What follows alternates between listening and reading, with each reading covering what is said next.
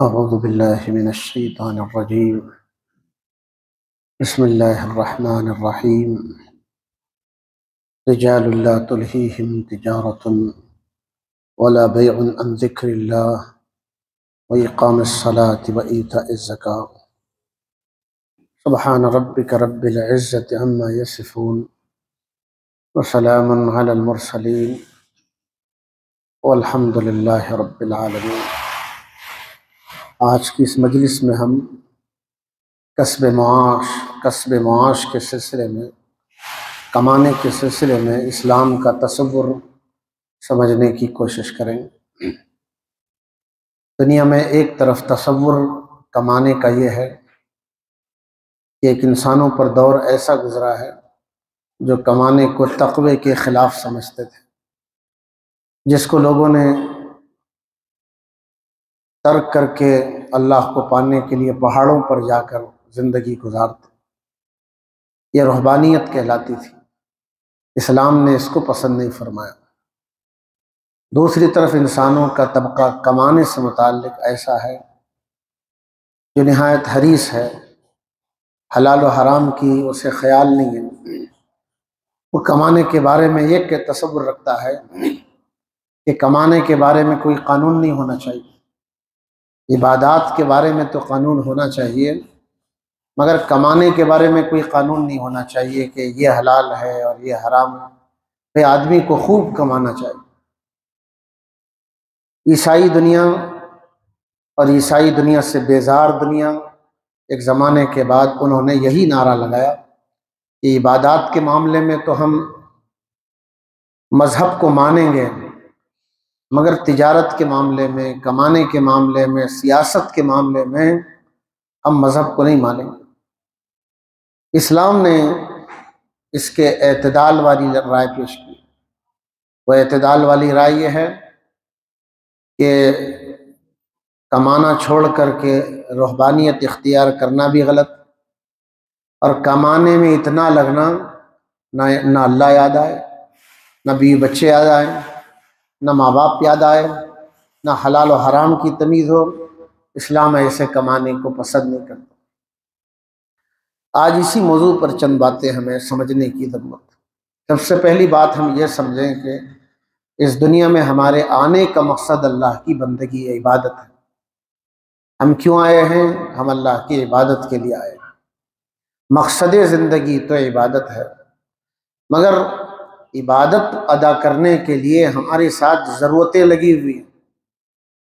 ہمیں بھوک بھی لگتی ہے، ہمیں پیاس بھی لگتی ہے، ہم بیمار ہوتے ہیں، ہمیں علاج کی بھی ضرورت ہے۔ اب اللہ نے یہ نظام بنایا کہ بھوکے پیاسے ہیں تو تمہیں روزی کی ضرورت ہے، تم بیمار ہو جاؤ تمہیں علاج کی ضرورت ہے۔ اسی لیے اسلام نے اس کو پسند کیا ہے اور اس کو فطرت قرار دیا ہے کہ انسان کمانے والا بن جائے اور کمانے میں نیت پاک رکھے۔ ایک آدمی مسجد میں عبادت کر رہا ہے، نفل عبادت کر رہا ہے، اور ایک آدمی بازار میں حلال کما رہا ہے۔ ہمارا تصور یہ ہے کہ وہ دنیا کا کام کر رہا ہے اور یہ دین کا کام کر رہا ہے۔ اسلام کا یہ تصور نہیں۔ اسلام یہ کہہ رہا ہے کہ اگر وہ حلال کما رہا ہے وہ بھی دین کا کام کر رہا ہے، اور مسجد میں جو نماز پڑھ رہا ہے نفل نماز، وہ بھی اللہ کی بندگی عبادت کر رہا ہے۔ ہم نے اسلام کو بہت محدود سمجھا، جس کے نتیجے میں ہمارے تصورات الگ الگ ہوں۔ قرآن مجید میں جگہ جگہ کمانے کے لیے اشارے موجود ہیں۔ اللہ تعالیٰ نے دن کو روشن کیوں بنایا، رات کو اندھیری والی کیوں بنایا؟ اس کی وجہ قرآن نے نقل کی۔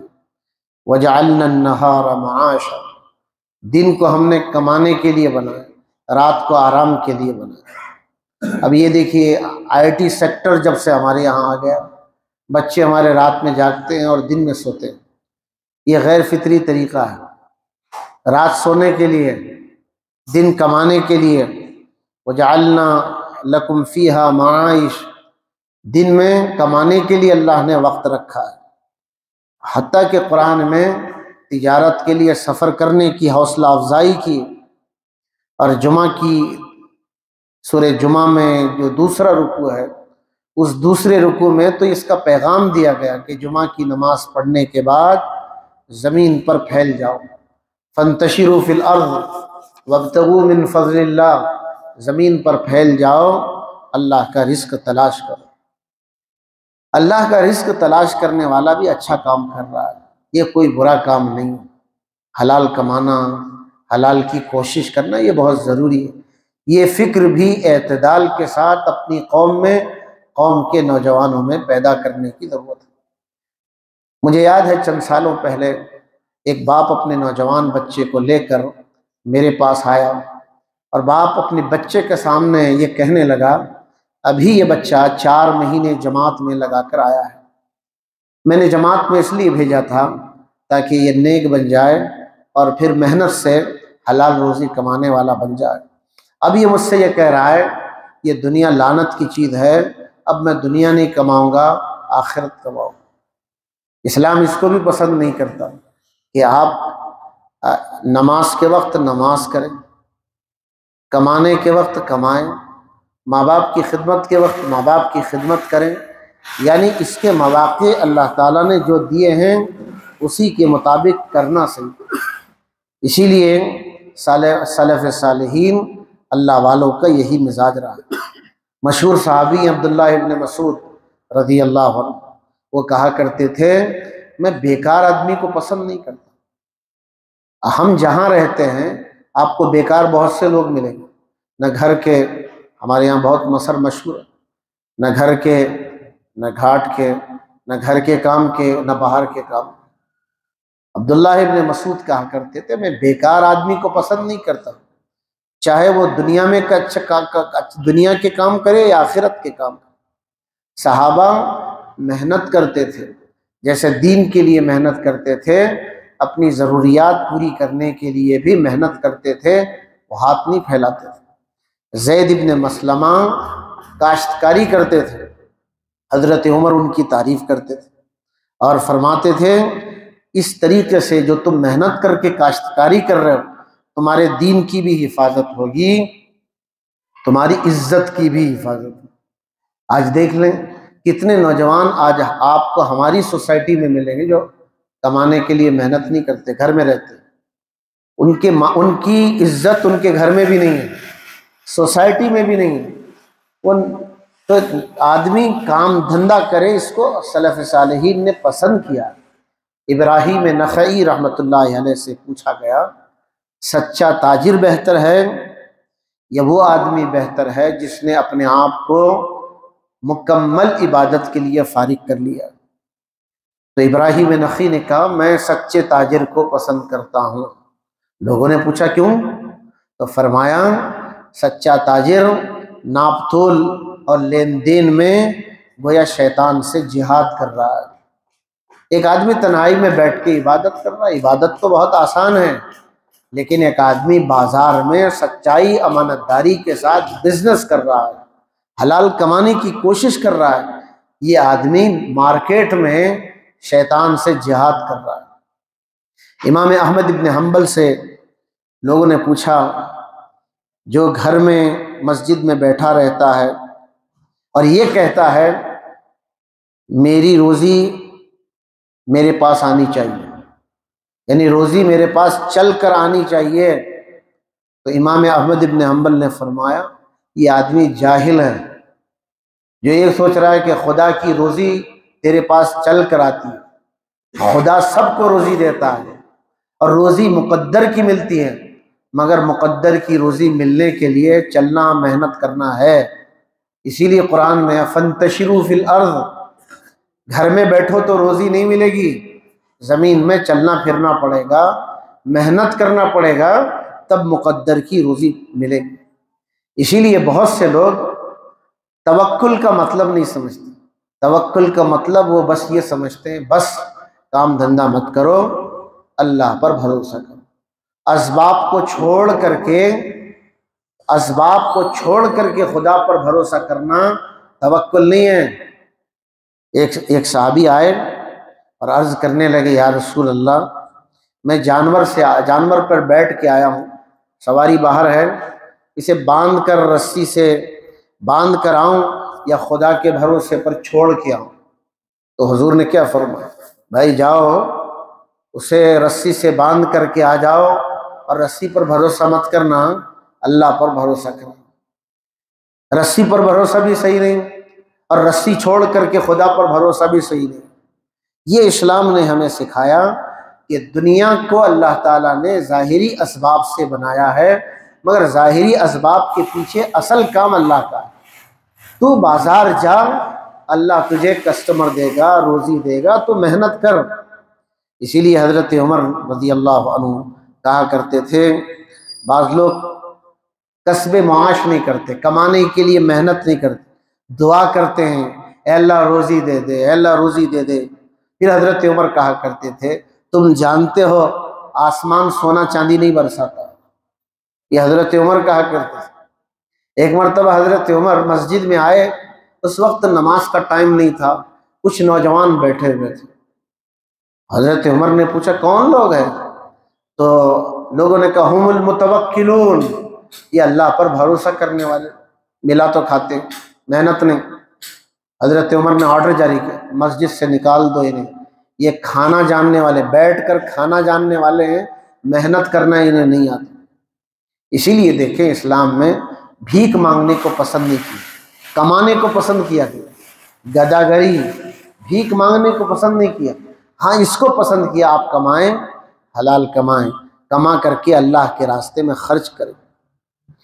ایک مرتبہ ہمارے نبی نے فرمایا، یہ بات اچھی ہے، بہتر ہے کہ ایک آدمی پیٹھ پر لکڑیاں لاد کر کے لائے اور محنت کر کے کھائے اور دوسروں کے سامنے ہاتھ نہ پھیلائے۔ ہمارے نبی یہ فرماتے تھے، الید العلیٰ خیر من الید السفلیٰ، اوپر والا ہاتھ بہتر ہے نیچے والے ہاتھ سے، یعنی دینے والا ہاتھ بہتر ہے لینے والے ہاتھ سے۔ اب دینے والا ہاتھ کب بنے گا؟ محنت کرنا پڑے گا تب جا کے دینے والا ہاتھ بنے۔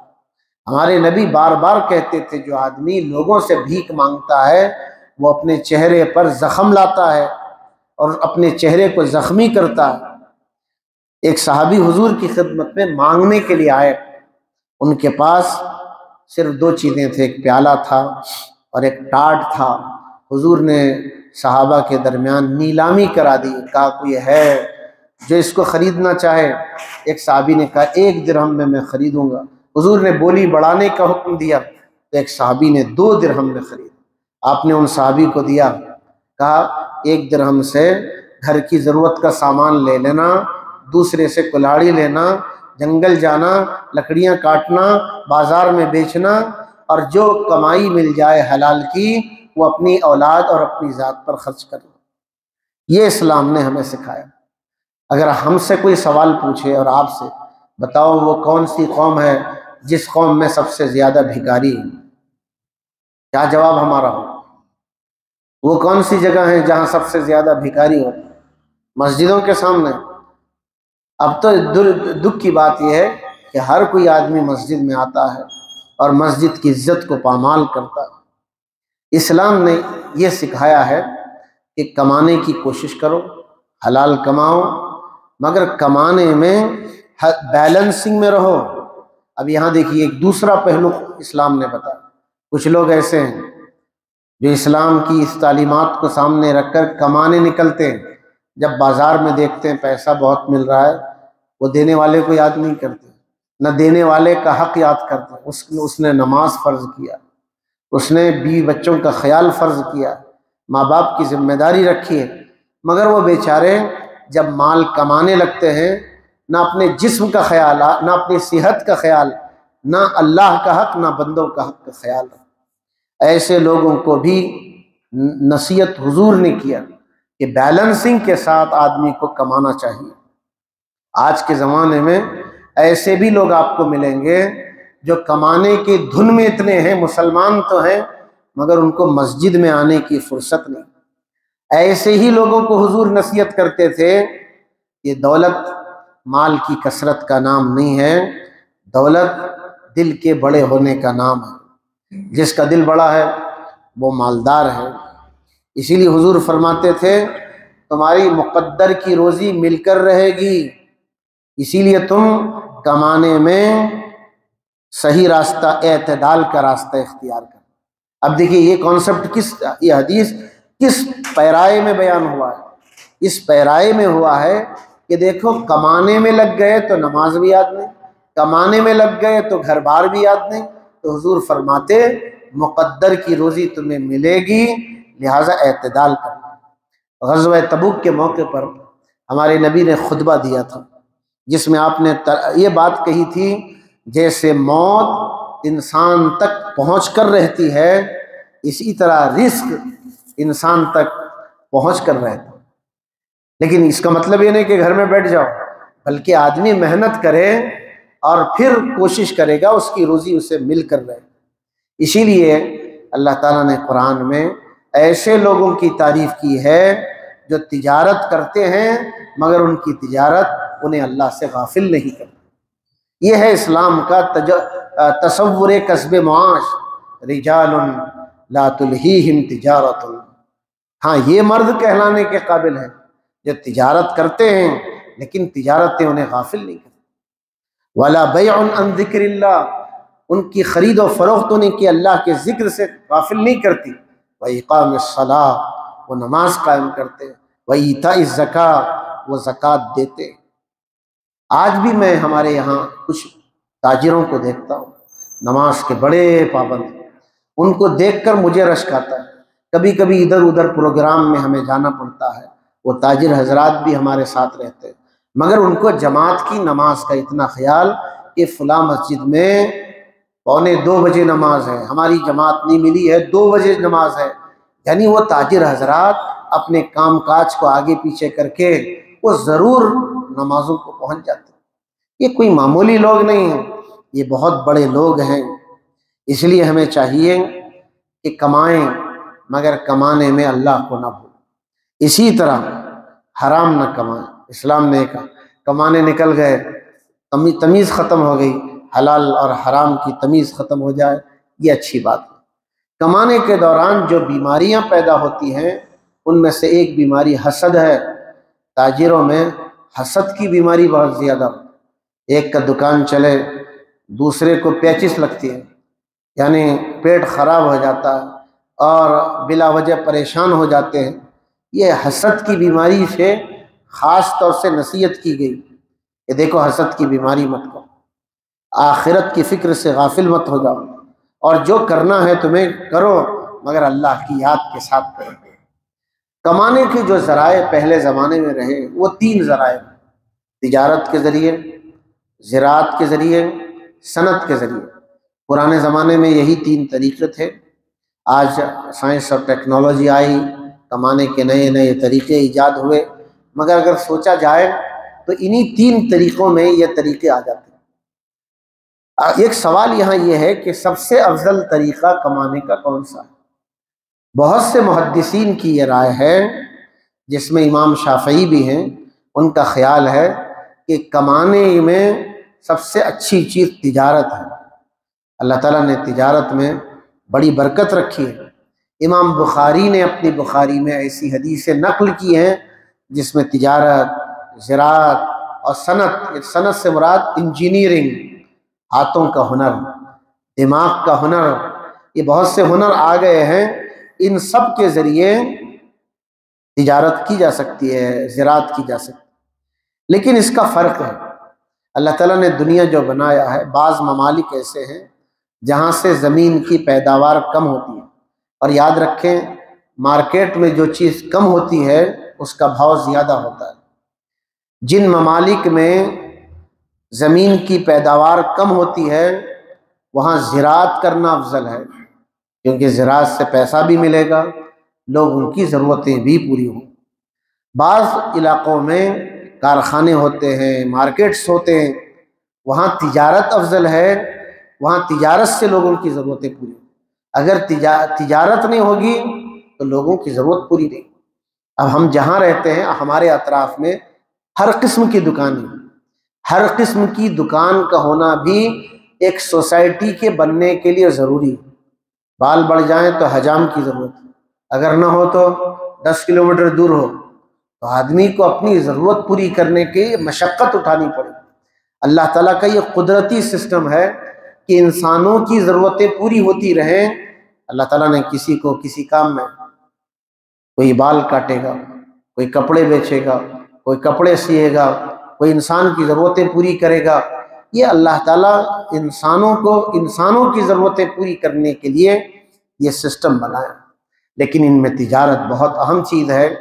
اگر کوئی آدمی سچا تاجر بن جائے تو حضور نے فرمایا یہ تاجر انبیاء کے ساتھ ہوگا۔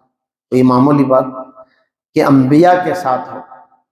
بعض حدیثوں میں نماز نہ پڑھنے والا قارون کے ساتھ ہو، مگر سچا تاجر انبیاء علیہم السلام کے ساتھ ہو۔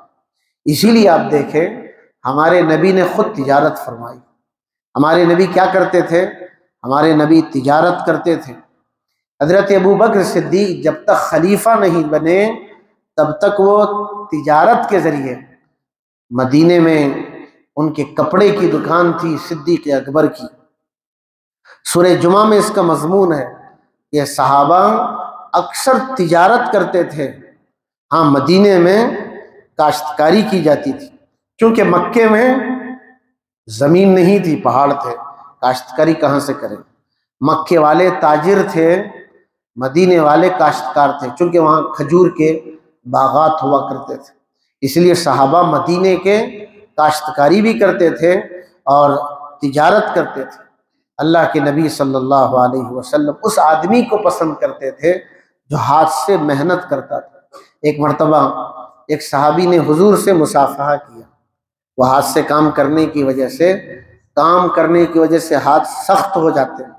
ان کا کھردرا ہاتھ تھا۔ حضور نے ملاقات کی، ان کے لیے دعا فرمائی۔ ظاہر ہے یہ آدمی محنت کر کے کماتا۔